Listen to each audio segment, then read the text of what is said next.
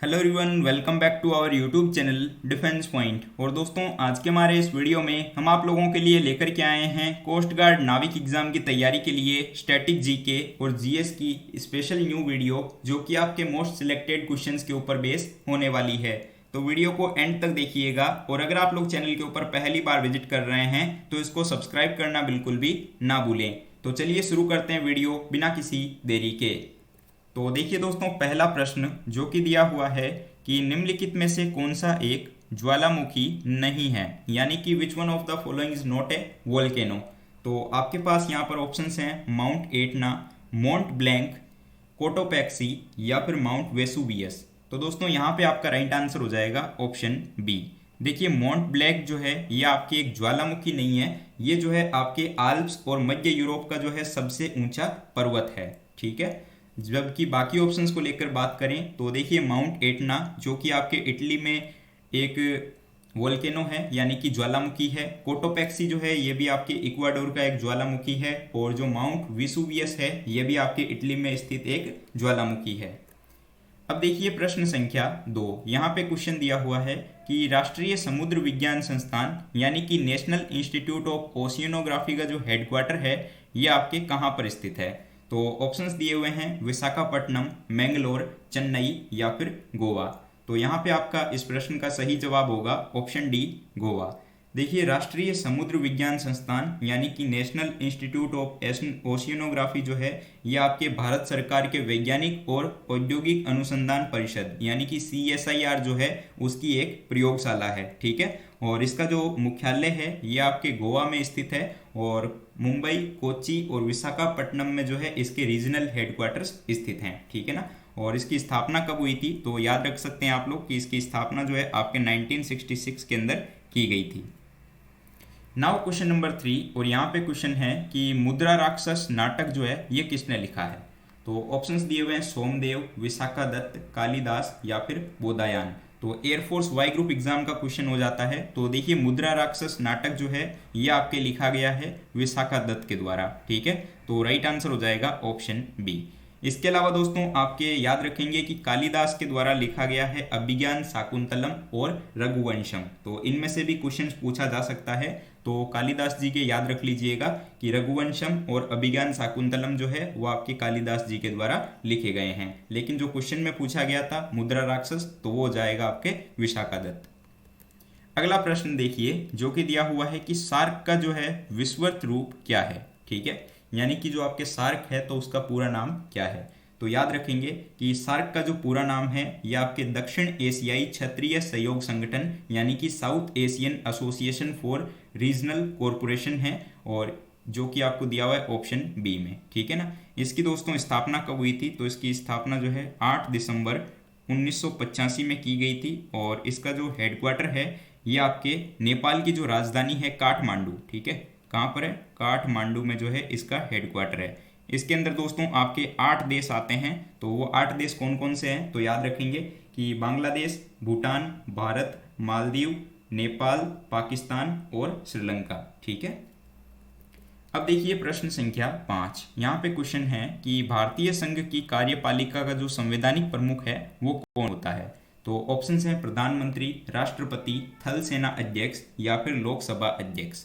तो देखिए, भारतीय संघ की कार्यपालिका का जो संवैधानिक प्रमुख है ये आपके राष्ट्रपति होता है। ठीक है, और भारतीय संविधान के अनुच्छेद 53 के अनुसार संघ की जो कार्यपालिका शक्ति होती है वो आपके राष्ट्रपति के अंदर ही निहित होती है। तो राइट आंसर हो जाएगा ऑप्शन बी।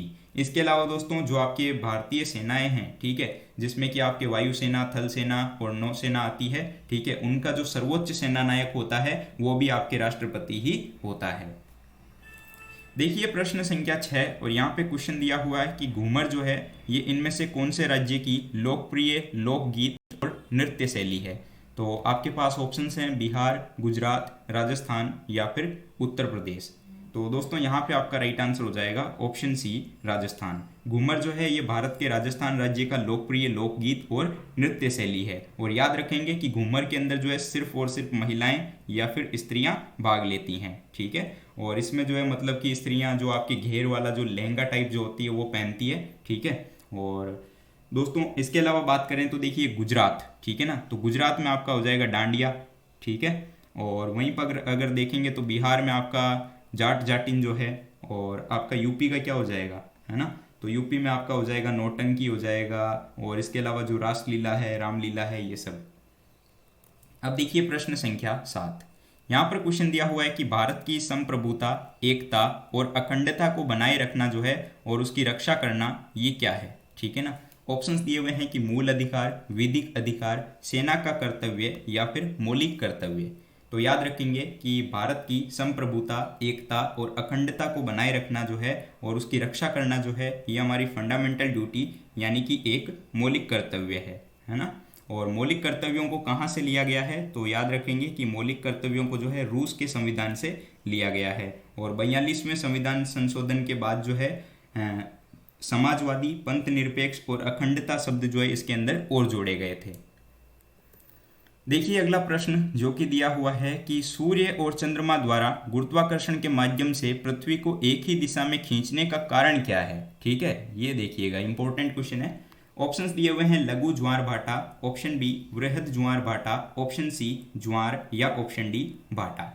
तो यहाँ पे आपका राइट आंसर होगा ऑप्शन बी, ठीक है, स्प्रिंग टाइड्स यानी कि वृहद ज्वार भाटा।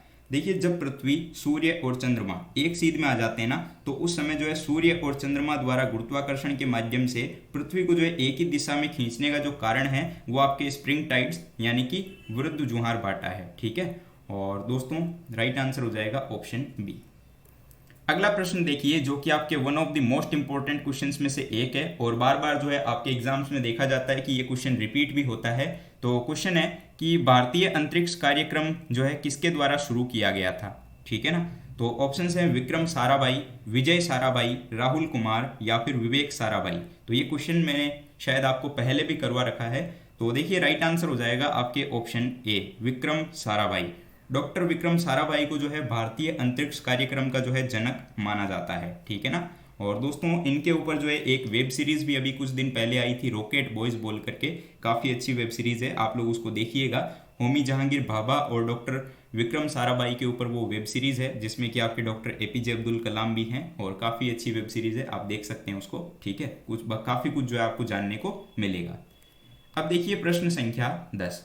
यहाँ पे आपको क्वेश्चन दिया हुआ है कि बंकिम चंद्र चट्टोपाध्याय द्वारा लिखित राष्ट्रीय गीत जो वंदे मातरम है, ये कौन से उपन्यास का हिस्सा है।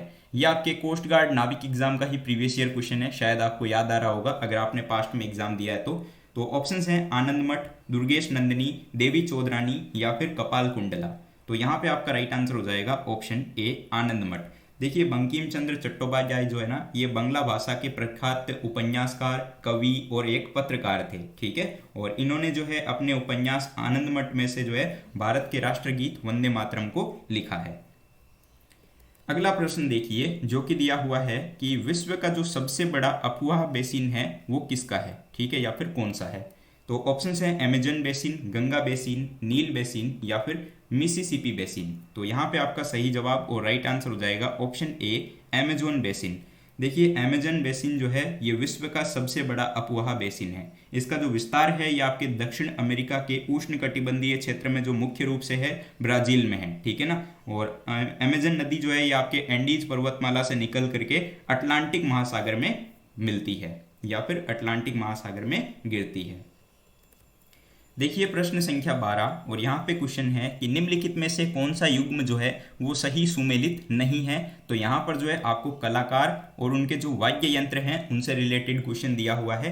तो देखिए जो ऑप्शंस हैं जिसमें कि दिया हुआ है पखवाज, शिव कुमार शर्मा, सितार पंडित रवि शंकर, ऑप्शन सी सरोद अमजद अली खान या option D tabla Kishan Maharaj.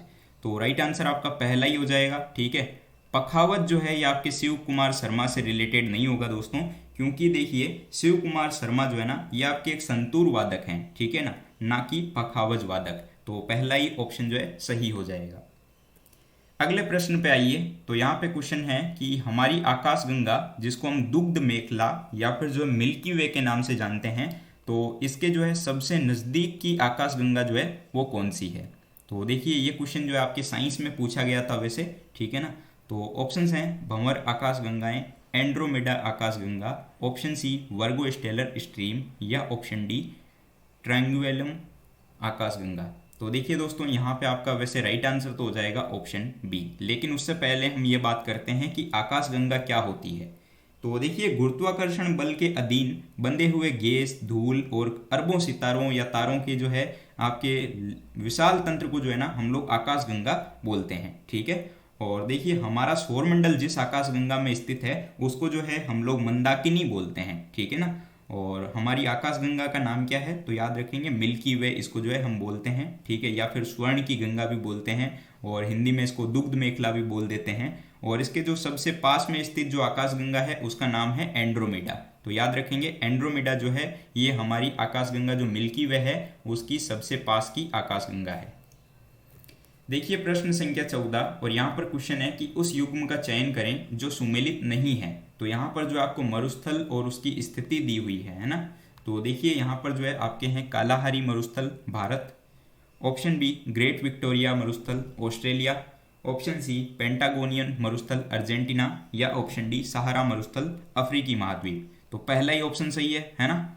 Option A जो है आपका सही हो जाएगा, क्योंकि कालाहारी मरुस्थल भाई साहब दक्षिण अफ्रीका में है ना कि भारत में नहीं आएगा ये आपके कहाँ पे आ जाएगा, दक्षिण अफ्रीका में। आई होप की बात समझे होंगे आप लोग।